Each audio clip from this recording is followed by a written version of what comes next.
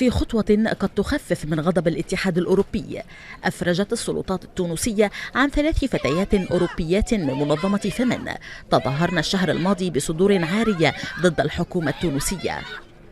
خطوة تناقض قرار محكمة تونسية بسجنهن 4 أشهر بعد أن طالبن بإطلاق سراح الناشطة التونسية أمينة سبوعي.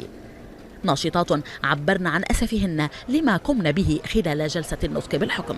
الفتيات هذوما لا جاوا هوني باش يعتديوا على الأخلاق الحميدة ولا جاوا باش يتجاهروا بفحش، هما جاوا فقط لمساندة إنسان في اعتقادهم يعتبروه مظلوم.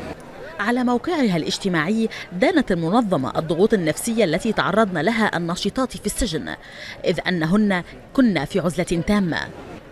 المجتمع التونسي انقسم بين مناصر لحرية الرأي ومدافع عن التقاليد. نحب نعرف أن الجمعيات النسائية هذوما والجمعيات اللي قامت في تونس وما قعدتش وجاوا ساندوا فيمن، علاش ما ساندوش بالنسبة للمناقبات؟ علاش ما ساندوهمش؟